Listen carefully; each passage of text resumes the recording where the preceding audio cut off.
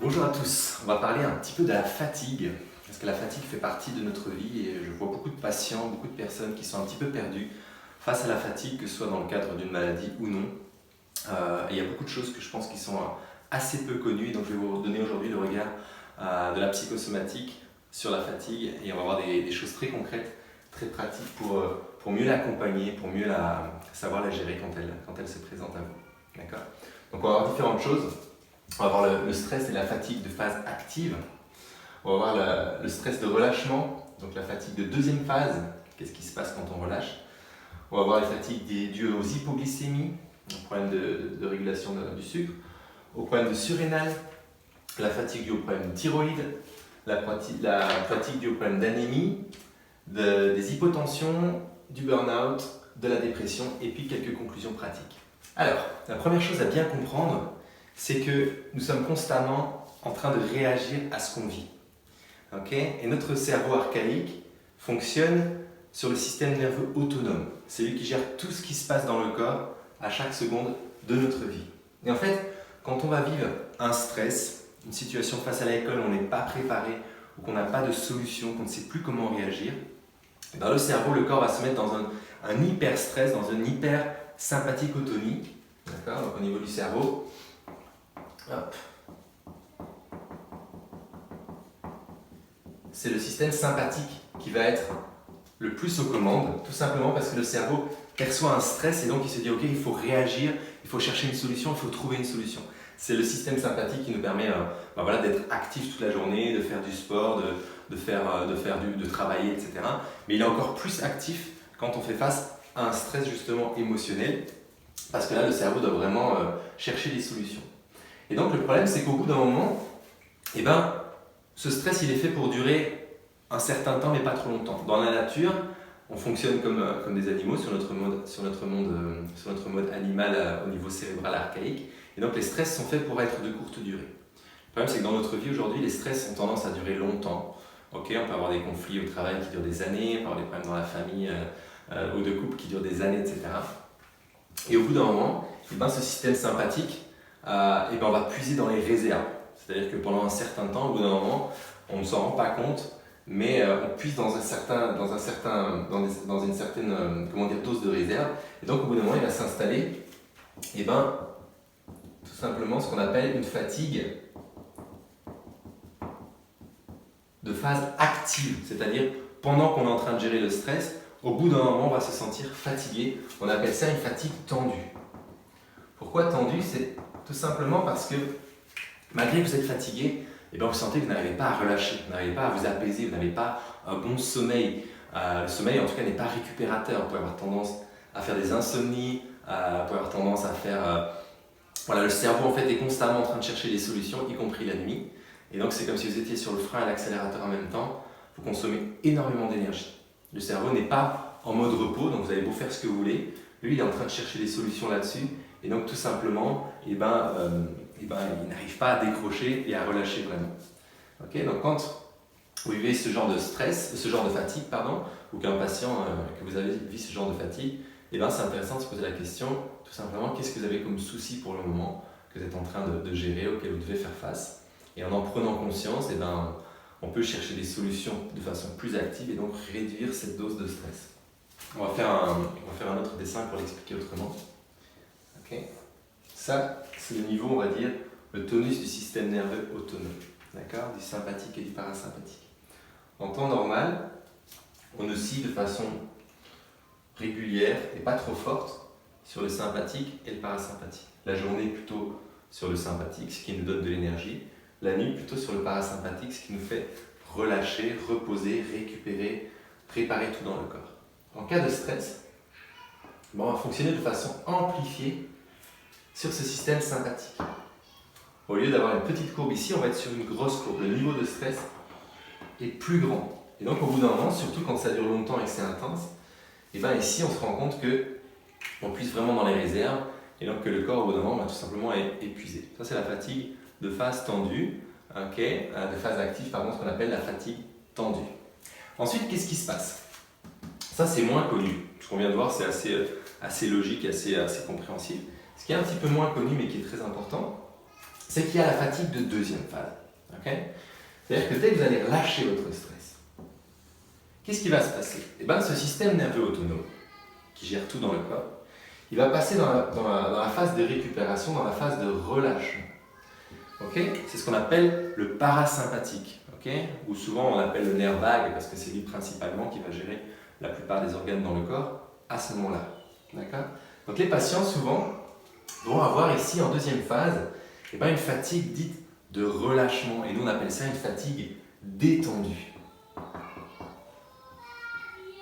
À ce moment-là, on fonctionne de façon amplifiée sur le parasympathique. Okay. Ici, on est sur le sympathique. C'est une fatigue tendue. Ici, sur le parasympathique.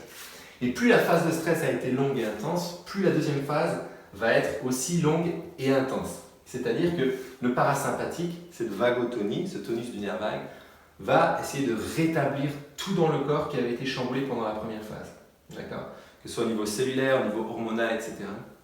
Le corps a besoin, c'est comme si vous avez couru un marathon. Okay? Vous allez avoir besoin de plus de temps de récupération que si vous avez couru, par exemple, un 200 mètres ou été faire une balade. D'accord? Plus on puise dans les réserves, plus le corps doit réparer. Et donc, qu'est-ce qui se passe? Eh bien, à un moment donné, cette deuxième phase, si la première phase a été longue et intense, eh bien, ça va amener vraiment une fatigue profonde, souvent même plus profonde ou plus perceptible qu'en phase active. D'accord? Pourquoi? Parce que tout simplement, le corps, à ce moment-là, sa priorité, c'est de tout rétablir, justement, dans le corps. Ce n'est plus le moment d'aller faire autre chose. C'est vraiment ce qu'on appelle une invitation au repos, au farniente, etc., etc. Donc il faut bien savoir comprendre où je me trouve pour me dire, ok, là je viens de relâcher un gros morceau, c'est le moment vraiment d'écouter mon corps. Okay? C'est par exemple la fatigue qui accompagne les maladies. Quand on est malade, souvent on est fatigué, souvent parce qu'on est dans cette phase-là, et donc c'est pas la peine à ce moment-là justement d'aller rajouter, d'aller courir, etc. On en reparlera un petit peu tout à l'heure avec les conclusions pratiques. C'est important de bien surfer cette vague, comme je dis souvent, parce que y a un creux de la vague, et avant que ça remonte, et on descend un petit peu dans l'énergie, donc des fois on se sent pas bien parce qu'on n'a aucune énergie, aucune forme, etc., aucune force, aucune forme, etc. Ça peut être un peu déprimant, entre guillemets. Il faut se dire que c'est passager, que c'est important de la surfer. Okay, donc c'est important en tant que thérapeute aussi de savoir accompagner le patient là-dessus et de lui dire et lui expliquer, ok, ça va peut-être durer quelques semaines et puis après ça va revenir. Il faut l'accompagner, il faut être à l'écoute du système nerveux à ce moment-là, du cerveau, du corps. Et ce qui est important, c'est que cette phase-là, elle est accompagnée souvent d'une grande lassitude. Cette fatigue détendue, c'est souvent une fatigue où on se sent là, on a envie de rien. Okay? Et là aussi, ça a un but tout simplement, c'est que le sympathique, c'est celui qui nous force, qui nous donne l'envie d'aller vers l'extérieur, de faire des choses, d'aller rencontrer les gens, d'apprendre, de faire plein de choses, de tourner vers l'extérieur. Là, le parasympathique, c'est je répare le corps, je rétablis les niveaux dans le corps, je me repose, etc. Donc à ce moment-là, on n'a envie de rien. Juste se mettre sur la couette, éventuellement, de regarder le film toute la journée, comme je dis souvent. Voilà, si on peut, pourquoi pas. C'est important en tout cas de savoir que cette lassitude fait partie du processus et que à un moment donné, voilà, c'est un temps donné en fonction du stress, ça va aussi être plus important et plus lent. Ok, maintenant qu'on a vu dans les grandes lignes les fatigues, on va dire de stress, de phase active et les fatigues de relâchement, de deuxième phase, on va parler un petit peu des fatigues dues aux hypoglycémies. Okay, c'est des choses que les patients rencontrent souvent. Et c'est important quand les patients disent ok, ou vous-même, je me sens fatigué, d'essayer de décoder un petit peu, de comprendre d'où peut venir cette fatigue. Même si ça ne remplace pas d'aller voir évidemment un médecin ou quoi, mais ça peut déjà vous donner des petits signes à vous pour vous dire ok, voilà ce que je suis en train de vivre intérieurement. Là, le but de ce travail, c'est vraiment toujours de faire le lien avec la lecture psychosomatique, donc faire le lien avec ce qu'on vit au niveau émotionnel. D'accord? Et donc les hypoglycémies, ça va nous faire ce qu'on appelle des coups de pompe, qu'on dit dans le langage courant, ou des coups de barre. Okay? C'est ce qu'on appelle en fait les coups de fatigue soudains, brusques, brutaux, etc. Pourquoi? Parce que tout simplement dans le corps, le sucre, le glucose, c'est le carburant numéro 1 pour tous les muscles du corps et pour le cerveau. Okay? Et donc déjà en temps normal, on en utilise une certaine quantité. Si on va faire par exemple du sport, une activité ou du travail, etc., on va en utiliser plus. Mais en fait, encore plus si on vit à ce moment-là, comme j'ai dit tout à l'heure, un stress, une situation face à laquelle on ne sait pas comment réagir. Le cerveau, c'est comme s'il vivait un danger à ce moment-là, et donc il se dit attention, j'ai besoin de plus de sucre. Donc il va puiser tout simplement plus dans les réserves, dans le foie, dans les graisses, dans les muscles, etc. Et donc on va avoir un taux de glycémie qui va être plus élevé. Le sucre va augmenter dans le sang à ce moment-là pour nous aider à faire face en fait à ce stress. Il faut s'imaginer, c'est comme si dans la nature, je vois un lion qui arrive, qu'est-ce que je fais? Est-ce que je fuis? Est-ce que je pars? Est-ce que je l'affronte? Est-ce que je me protège?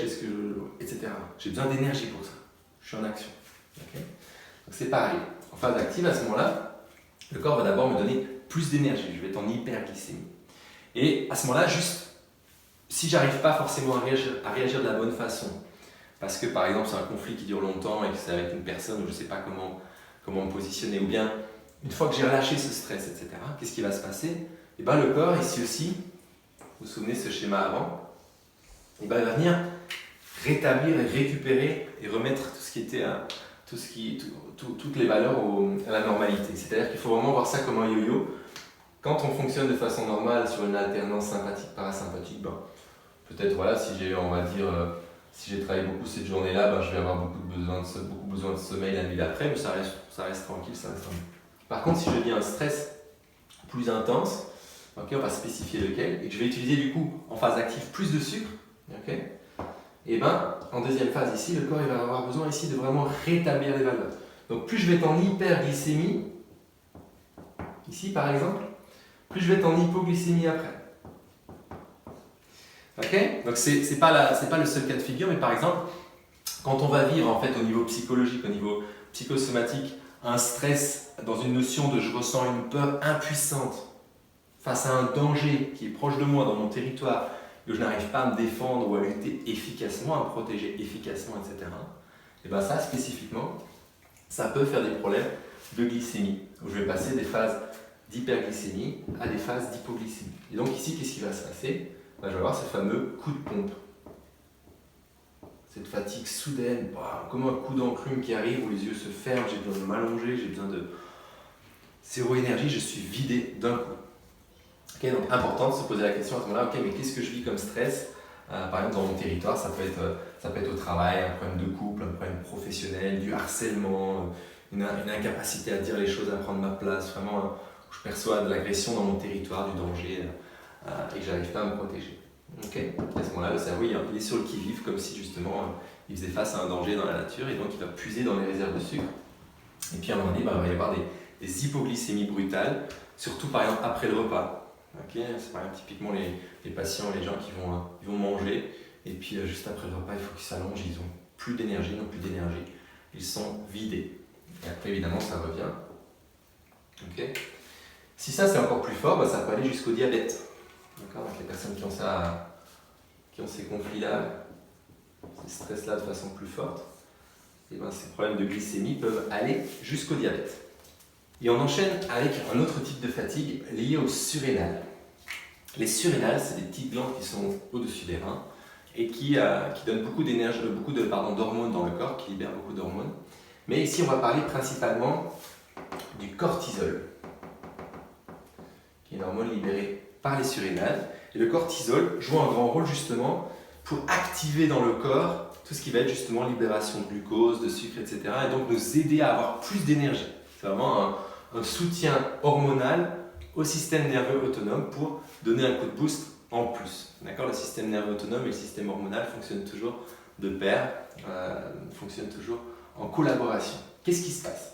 En temps normal, quand il n'y a pas de problème sur les surrénales, on a une fluctuation de cortisol et on a un pic de cortisol qui est atteint entre 6 et 8 heures du matin.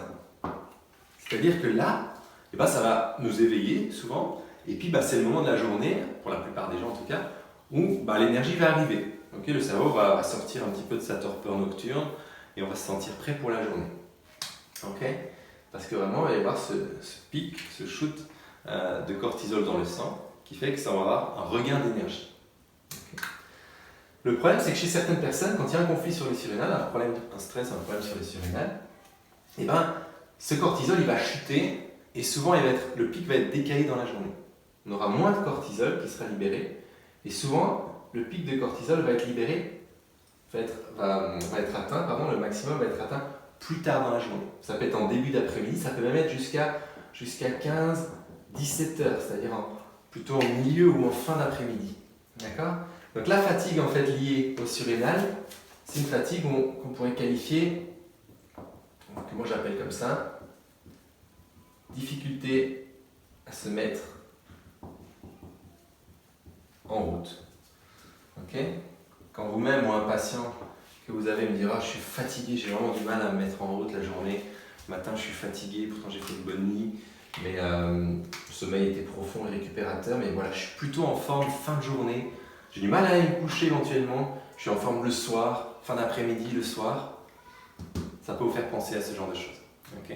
Donc à ce moment-là, c'est intéressant de penser au surrénal, c'est-à-dire ok, il y a peut-être un stress sur le surrénal qui fait qu'à un moment donné, le cortisol est libéré plus tard, et donc avec ça, ben justement, cette énergie qui vient plus tard dans la journée.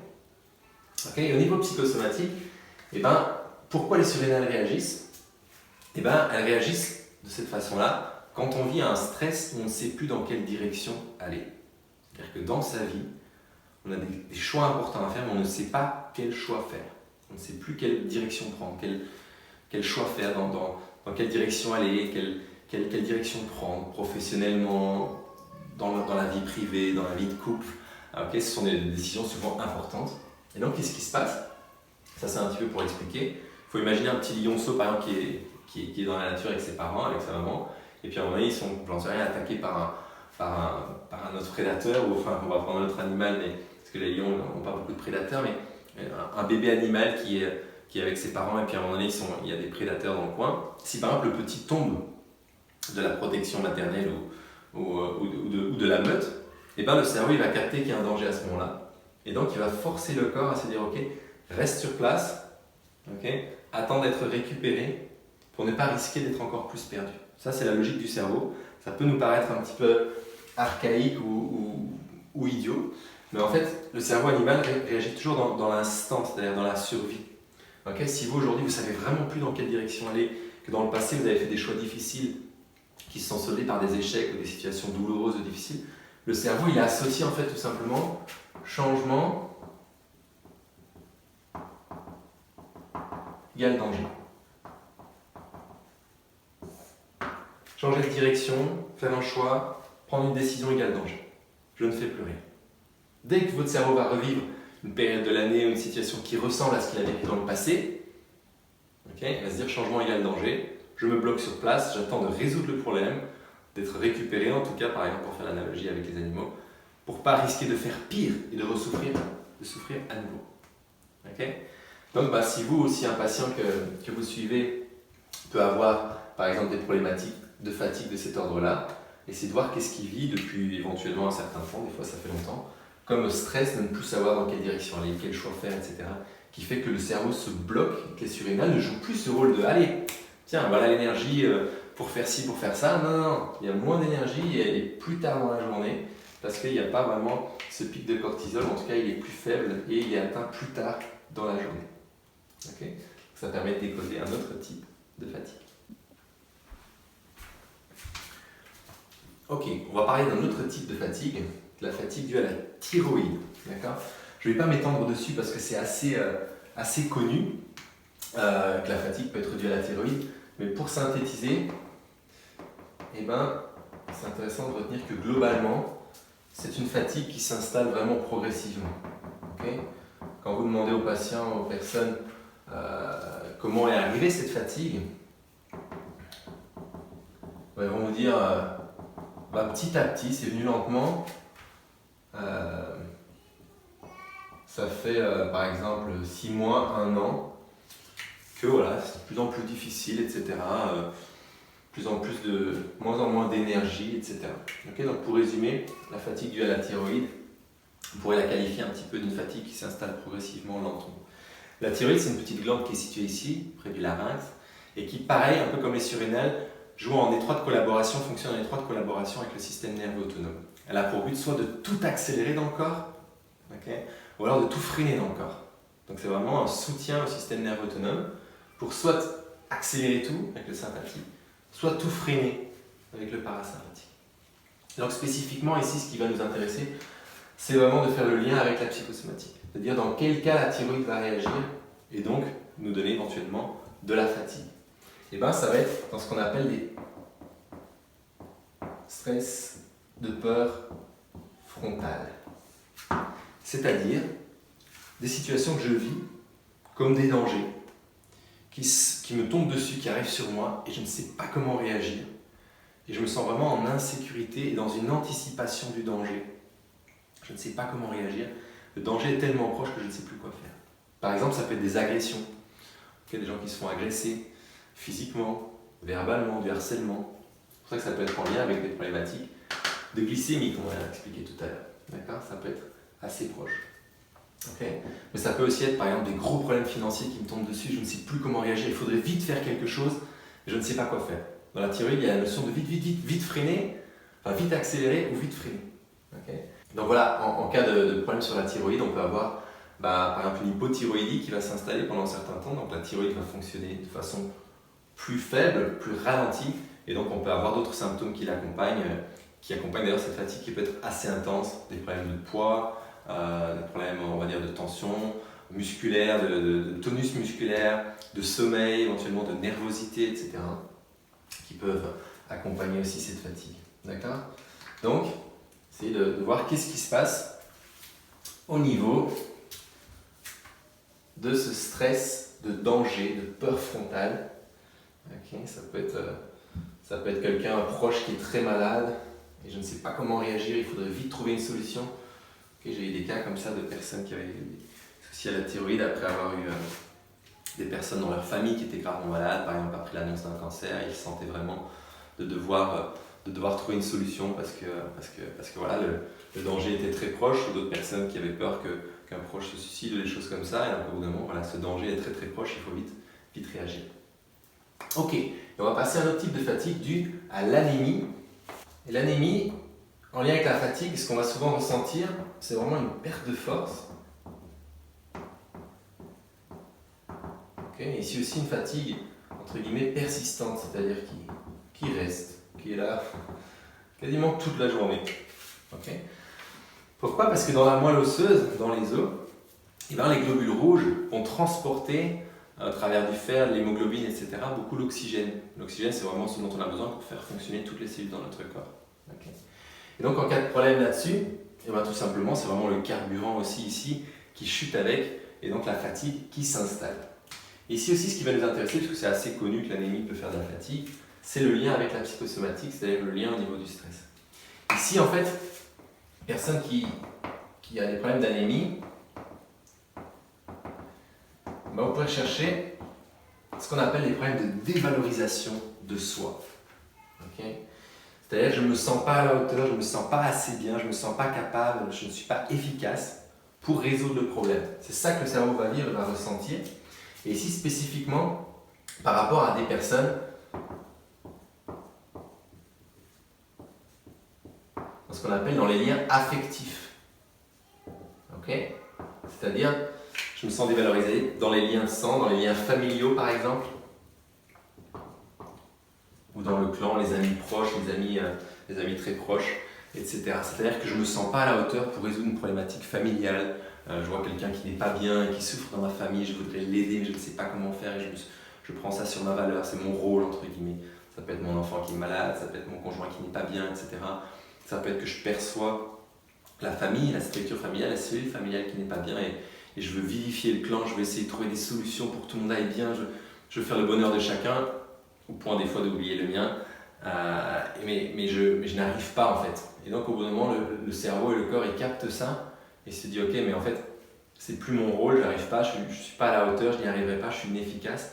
Et donc il va baisser en fait les réserves au niveau de la moelle osseuse en cellules sanguines, qui va lui dire ok, stop le combat, stop le challenge, ça ne marche pas, il vaut mieux laisser passer et résoudre. C'est pour ça qu'à un moment donné, le cerveau va baisser, en tout cas dans notre lecture psychosomatique des choses, le taux par exemple de fer, d'hémoglobine, etc., qui va faire qu'on va avoir une anémie éventuellement ressentie avec de la fatigue, on a une perte de force musculaire, etc., et puis une fatigue qui s'installe aussi de façon durable et longue souvent. Okay. Voilà, là pareil, on peut voir d'autres petits symptômes qui peuvent qui peuvent comment dire, accompagner l'anémie. Le plus courant, c'est la pâleur. Souvent, on va avoir le visage blanc, livide, etc. Sous les paupières, ça va être moins rouge, etc. Donc ça peut être des signes aussi qui nous disent tiens, il y a peut-être de l'anémie. Ok, donc ça, c'est un type de fatigue très intéressant à observer aussi. On va parler un petit peu de la fatigue qui peut être due à l'hypotension. Quelque chose d'assez connu aussi, mais on va en parler très rapidement pour faire le lien aussi avec la fatigue, on va dire avec la psychosomatique. Ici, l'hypotension, c'est vraiment, il faut imaginer ça comme un manque de puissance dans les vaisseaux. Okay, c'est-à-dire que dans les vaisseaux sanguins, si le sang ne circule pas assez bien, assez vite et avec assez de pression, ça ne va pas assez irriguer en fait, les organes, que ce soit le cerveau, que ce soit les muscles, que ce soit peu importe l'organe, il ne va pas être assez irrigué. Et là, le lien avec la psychosomatique. Alors, les causes ici de l'hypotension peuvent être multiples et variées, donc on ne va pas tous les voir, mais on va retenir les principales. C'est que soit ça peut être un problème au niveau du système nerveux autonome, comme on l'a dit tout à l'heure, et si le système nerveux autonome est en train de gérer, on va dire, énormément de choses, au bout d'un moment, il peut y avoir une hypotension qui va s'installer au point qu'à un moment donné, ça ne suffit plus à irriguer tous les organes, et donc il y a y compris une fatigue qui va s'installer. Ça peut aussi être lié à des problèmes cardiaques, okay, parce que tout simplement le cœur n'arrive plus à pomper suffisamment, que ce soit à cause d'une dilatation cardiaque ou à cause peu importe, d'un problème au niveau cardiaque, et donc le cœur ne pompe plus suffisamment de sang avec suffisamment de puissance, suffisamment vite, etc. pour irriguer tout ça. Par exemple, même ce qu'on a vu tout à l'heure, les hypoglycémies, vu que le cœur est un muscle, il a besoin de beaucoup de sucre, beaucoup de glucose. Donc si par exemple on a des hypoglycémies, des problèmes de glycémie, le cœur peut manquer de sucre et donc peut avoir du mal justement à pomper suffisamment et donc peut avoir de l'hypotension. Donc les deux peuvent être liés aussi, déjà au niveau du stress, mais aussi au niveau de ce qui se passe dans le cœur. Et donc au niveau psychosomatique, ce qui est intéressant par exemple, spécifiquement, c'est d'aller vérifier s'il n'y a pas des conflits en lien avec le cœur. Okay, par rapport à l'hypotension, spécifiquement chercher en psychosomatique des situations où on se sent impuissant et aussi dévalorisé, comme on a parlé avant par rapport à l'anémie. Mais si c'est vraiment la notion de je fais tout pour essayer de résoudre une situation, je suis sur tous les fronts, okay, éventuellement dans des problèmes de territoire, donc soit à la maison, soit au travail, etc. À un moment donné, j'arrive plus à suivre, quoi. On m'en demande trop. Okay, les personnes que j'ai eues avec ce genre de problématique, par exemple, c'était une première famille à gérer où il y avait un divorce, l'ex-femme qui demandait beaucoup d'argent, il fallait s'occuper une semaine sur deux des enfants, il y avait des conflits avec la première femme, le travail à gérer qui demandait beaucoup de temps et d'énergie, la nouvelle famille, les nouveaux enfants avec la nouvelle femme, et là à un moment donné le cerveau, il vit du stress et de la dévalorisation par rapport à la situation qu'il n'arrive pas à gérer, mais il se sent dans une notion de devoir être à fond pendant un certain temps, et là c'est pareil au bout d'un moment, le corps quand il n'y arrive plus, il dit stop le combat, okay, et donc tout simplement le cœur par exemple peut éventuellement se dilater ou pomper moins parce qu'il n'arrive plus à suivre. Okay, donc par exemple s'il y a des fatigues avec des hypotensions, qu'on diagnostique une hypotension, ça peut être intéressant d'aller chercher ce genre de problématique qui peut se cacher derrière. Okay, ce qui est assez connu aussi, ce qui peut se passer, c'est par exemple des hypotensions orthostatiques quand on est trop longtemps allongé, qu'on se met debout trop vite, etc. Le cœur n'a pas le temps de pomper suffisamment, il n'y a pas assez de régulation au niveau des vaisseaux sanguins qui fait que le sang reste dans les jambes et donc on voit trouble ou alors on a comme un mini syncope entre guillemets parce que le cerveau n'est pas irrigué suffisamment. Donc c'est intéressant d'aller creuser un petit peu si jamais il y a des problèmes au niveau de l'attention, de faire le lien là-dessus. Ok, et maintenant on va parler du burn-out. Okay, plus spécifiquement de la fatigue liée au burn-out. Hop. Dans le burn-out, il faut vraiment imaginer une chose, c'est que le système nerveux autonome, il est totalement épuisé. À plat. Prendre une image, on peut dire, hop, c'est la maison qui brûle. On a vraiment atteint un niveau où ici, tout est en stress. Tout est en surstress même, d'accord ? Et donc ici, souvent, ce sont des personnes, en fait, pour faire le lien avec la psychosomatique, qui ont géré pendant longtemps, souvent des mois, mais souvent des années, okay, des situations où ils se sont vraiment montrés, où ils ont vraiment essayé d'être à leur maximum, d'accord ? Ils ont vraiment été souvent perfectionnistes. Donner 100% de ce qu'ils pouvaient. Ils ont voulu toujours faire mieux, faire plus. Okay, souvent pour se prouver à eux-mêmes, mais aussi pour prouver éventuellement à des proches ou au patron, etc., etc. Donc ici aussi derrière, s'il faut retenir un mot,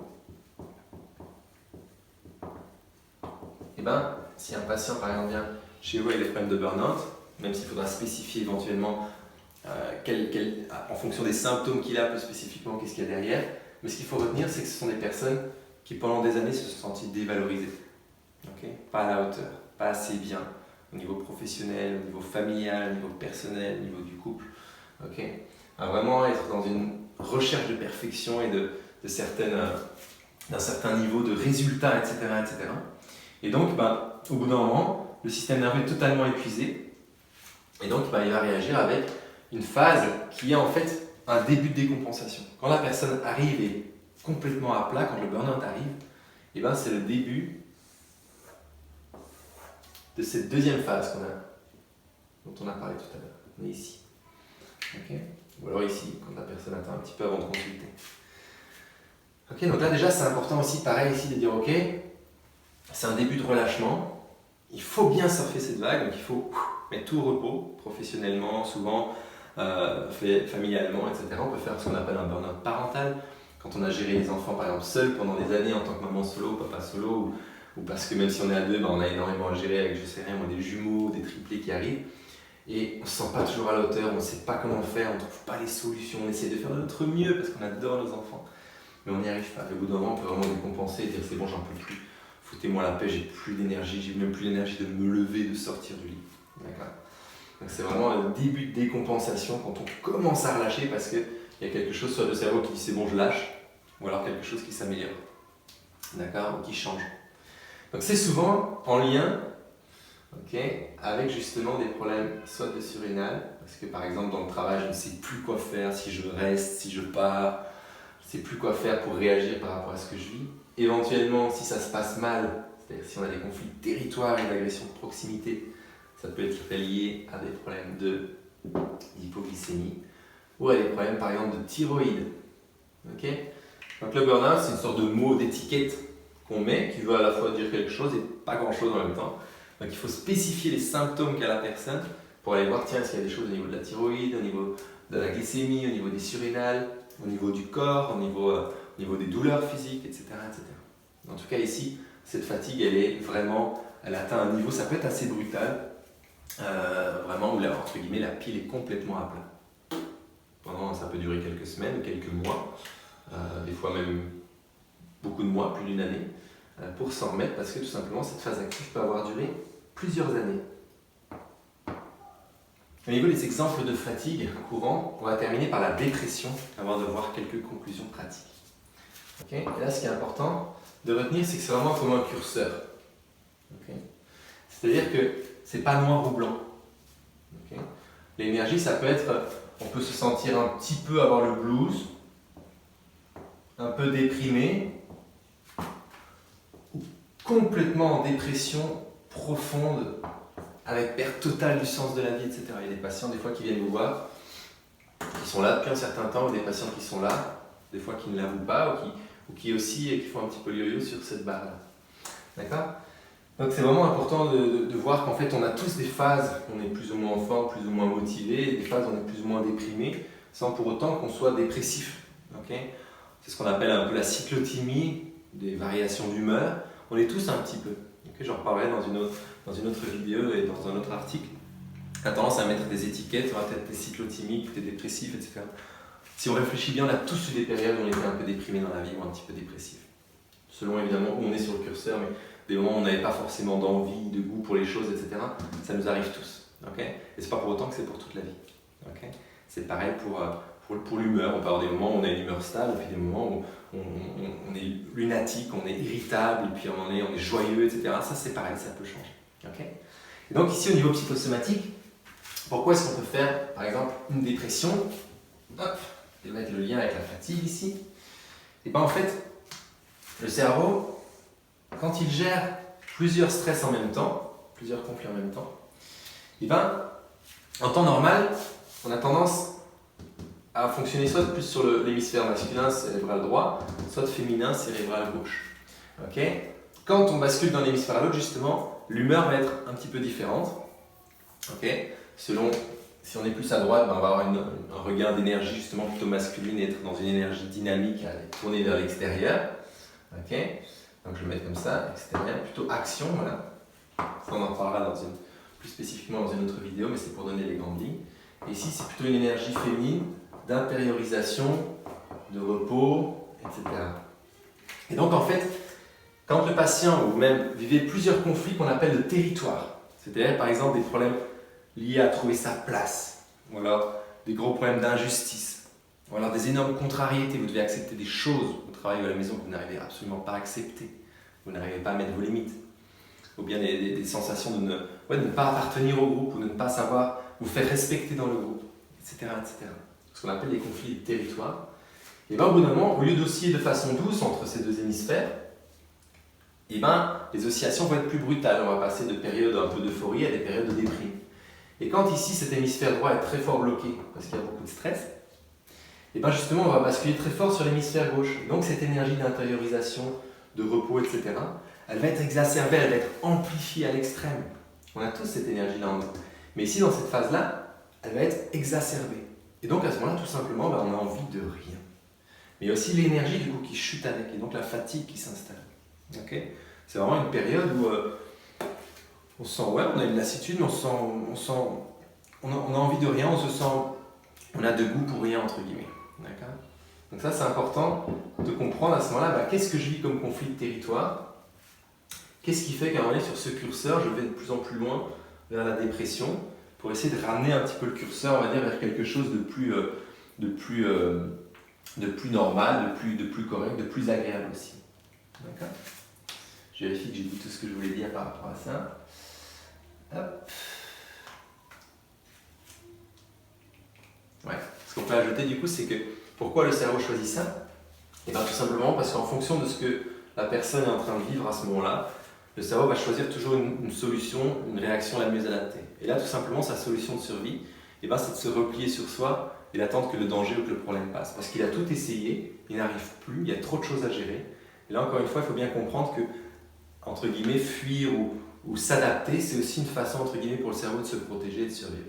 Et ici, c'est spécifiquement ce mode-là que le cerveau choisit. Okay, c'est le repli sur soi, l'involution à ce moment-là, c'est j'attends que le danger passe et c'est ma meilleure chance de survie tout de suite. Ok. Et donc voilà, on a terminé les petits exemples de cas concrets et courants de fatigue, des différentes formes de fatigue qu'on peut retrouver.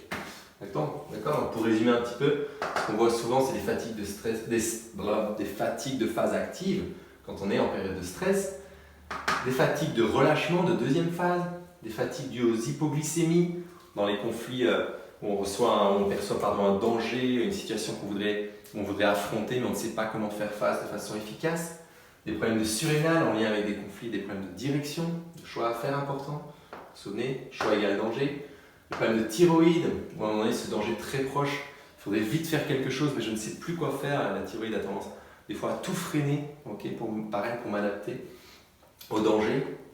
Des problèmes d'anémie dans les situations où on se sent dévalorisé, dans les liens affectifs, dans la famille, dans le clan, etc. Des hypotensions, avec des problèmes soit du système nerveux, soit cardiaque par exemple. Le burn-out, quand vraiment cette dévalorisation, soit personnelle, soit familiale, soit professionnelle, a duré des années et que c'est vraiment à plat. La dépression, quand il y a plein de conflits de territoire à gérer en même temps et que le cerveau choisit et bascule automatiquement sur ce mode ici d'énergie d'involution et de repli sur soi. Okay, et donc on va voir quelques petites conclusions pratiques par rapport à ça. Des choses que je trouve très importantes, c'est déjà de comprendre ça. Pourquoi? Parce qu'on arrête de juste lutter contre la fatigue, mais on va chercher à comprendre pourquoi. Par exemple, on ne va pas du tout réagir de la même façon si c'est une fatigue de phase active ou une fatigue de deuxième phase. Si la personne, le patient, a une fatigue de phase active, vous savez qu'elle est en train de gérer un stress. Donc le but, c'est de comprendre qu'est-ce qui se passe pour que le cerveau puisse descendre son niveau de stress, tout simplement lâcher prise, dormir mieux, récupérer. Et à ce moment-là, la fatigue d'elle-même va s'améliorer. Okay. Si par contre la personne a vécu pendant très longtemps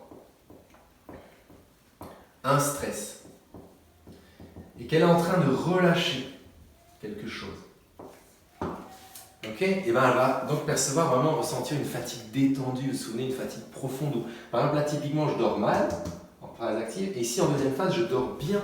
Le sommeil est récupérateur, je peux faire des longues nuits, des nuits de 10-12 heures, mais je suis quand même fatigué. En fait je suis en train de récupérer tellement de réserves, de remettre à niveau tellement d'années ou de mois où j'ai puisé dans les réserves, que le corps, ben, tout simplement, le but c'est pas de se lever le matin et de faire le ménage et de chanter et de danser, non, c'est de se reposer. Okay. Donc c'est important de savoir lire ça et de vraiment ressentir sur quelle phase on est. Est-ce qu'on est sur cette phase active ou de deuxième phase? Et là c'est très important par exemple avec les pathologies lourdes. Je vois beaucoup de patients qui ont des cancers par exemple, ou des maladies graves, ou des maladies sérieuses, costaudes, qui demandent soit beaucoup de traitements, soit un accompagnement long et lourd, etc. Et à qui on dit mais pour ta santé, fais du sport, reste actif, etc. Te laisse pas aller, etc. Et le fond est bon, d'accord? Mais j'ai des patients du coup qui sont en train de gérer des cancers du sein par exemple, avec des chimiothérapies, des traitements lourds, et qui culpabilisent de rester le matin au lit, et qui se disent il faut que j'aille courir. Parce que c'est ce qu'on leur a dit pour ta santé, il fallait faire un régime, être en forme, travailler ton mental et aller courir.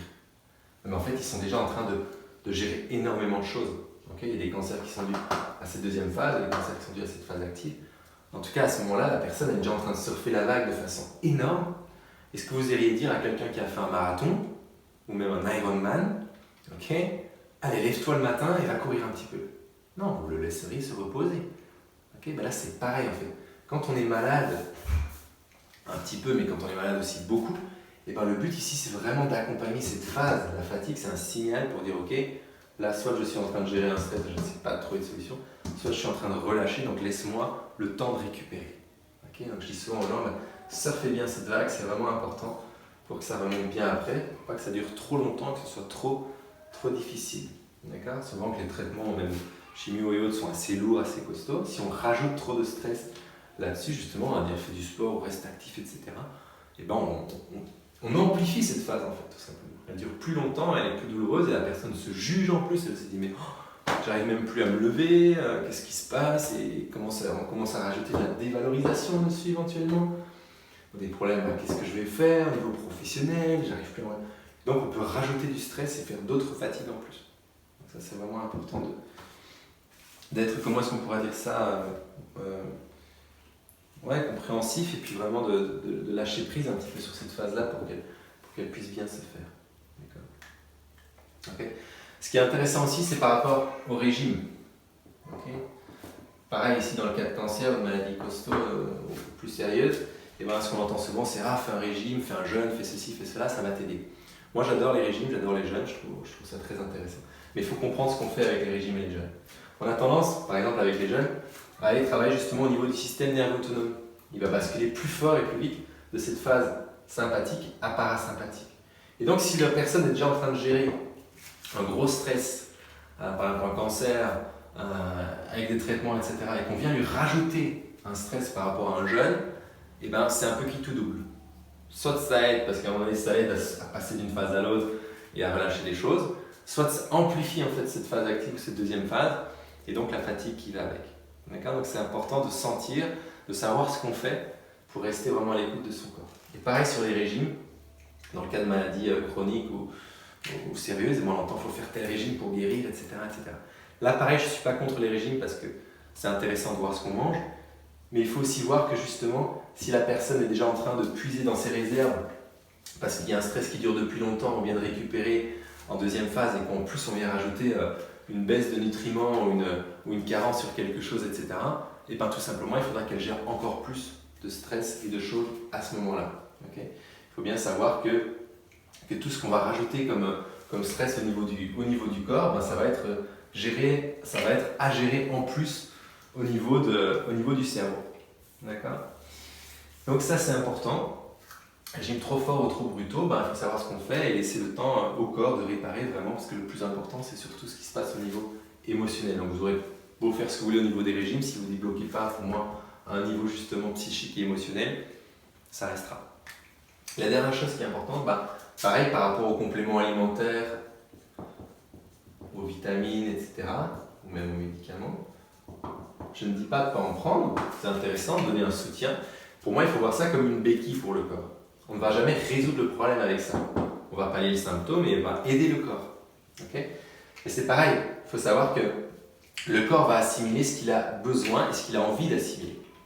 C'est-à-dire que si par exemple vous êtes en stress, de grosses dévalorisations dans les liens affectifs, familiaux, etc., et que vous donnez du fer, si le corps à ce moment-là juge que le but n'est pas de fixer le fer parce que c'est de stopper le combat par rapport à tous ces efforts qui ont trop duré, okay, de vivifier le clan, d'essayer de trouver des solutions, et d'être vraiment au top, etc., vous aurez beau donner tout ce que vous voulez, le corps ne l'assimilera pas, tout simplement. Donc c'est bien d'en donner, mais ce qu'il faut surtout, c'est comprendre ce qui se passe pour que le corps l'assimile de nouveau, et que ça remonte vraiment. Pareil au niveau des vitamines ou des médicaments, c'est toujours bien de prendre un médicament pour aider le corps éventuellement. Maintenant, c'est pas ça qui va résoudre le problème, ça va cacher le symptôme ou le résoudre ou l'améliorer, mais pas ce qu'il y a derrière le problème qui va enclencher le symptôme. D'accord ? Donc, très intéressant de voir que la fatigue, c'est un signal d'alarme du corps, okay, qui peut donner des informations très intéressantes sur les patients et sur ce qu'ils vivent ou sur vous, notamment dans quelle phase vous êtes, qu'est-ce que vous êtes en train de vivre et comment réagir pour que ça se passe au mieux, le mieux pour accompagner au mieux la fatigue et le corps dans ces différentes phases et dans ce qu'il vit, et pour pouvoir vraiment récupérer le plus vite possible, on va dire, un niveau d'énergie chouette et puis une santé la meilleure possible. Voilà. Je vous dis à bientôt pour d'autres vidéos. On fera des vidéos bientôt sur la cyclothymie, sur le stress et la colère, sur d'autres sujets très intéressants en tant que thérapeute ou même pour vous-même. Voilà. Belle journée, à bientôt.